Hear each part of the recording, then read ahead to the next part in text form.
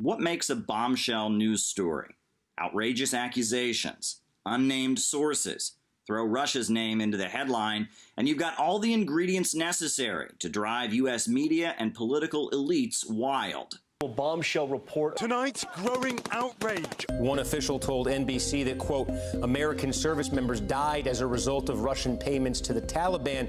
It doesn't matter that U.S. President Donald Trump says that based on the evidence he's seen, this story is just a hoax. The intelligence people many of them didn't believe it happened at all. I think it's a hoax. I think it's a hoax by the newspapers and the Democrats. Russia has made clear that these claims are simply not true. What is Russia's word compared to anonymous sources? Lack of evidence aside, Democrats have pounced at the opportunity to roll out their long discredited narrative of Trump-Russia collusion. In Helsinki, Trump took Putin's word over our own intelligence agencies because of Putin's strong denial. Now the Kremlin is once again denying reports Russia offered a bounty to kill Americans in Afghanistan. If these reports are true, will Trump side with Putin yet again? Now, there's many people who won't believe Trump or Russia, but will insist that the New York Times is a credible source. Well, what about U.S. intelligence officials? Not only will they not confirm the reports, but they've issued harsh criticism of how the report was presented. Leaks compromise and disrupt the critical interagency work to collect, assess, and ascribe culpability. I never heard this, and it's disgusting how you continue to politicize intelligence. You clearly don't understand how raw intel gets verified.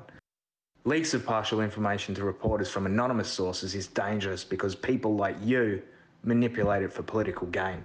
Trump says it's fake news. Russia says it's fake news. The U.S. intelligence community will not back it up.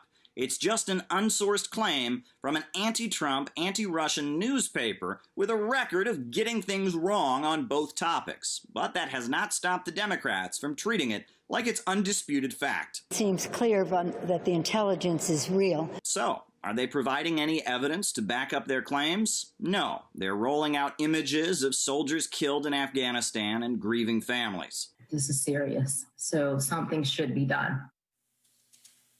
That is Sean Gregoire. Her son Isaiah was 24 years old when he was killed in Afghanistan last summer. Families grieving in our country tonight. The Times also reporting that officials are looking at an April 2019 Taliban attack that killed 3 Marines. Now, CNN cannot confirm that any deaths in combat in Afghanistan can definitively be traced back to this alleged Russian plot. Cranking up the emotional volume and blame doesn't make the story true.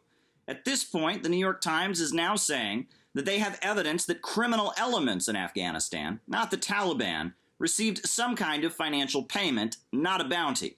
So this somehow proves they're probably correct? Well, nope.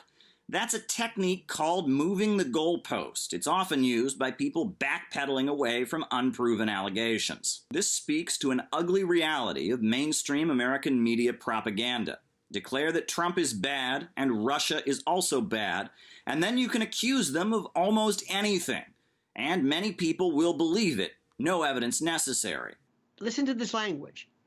They refer to analysts concluded from other intelligence that the transfers were most likely part of a bounty program.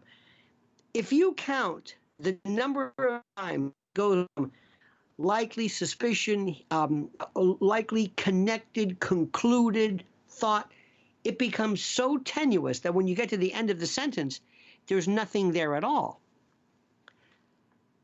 If there was a law that was provided, if there was a law against bad journalism, these people would be arrested. If you read this, or any story regarding this, and you ask yourself, what do I know? What do I know? Not what do I suspect? Not what hunches or hints, but what do I know?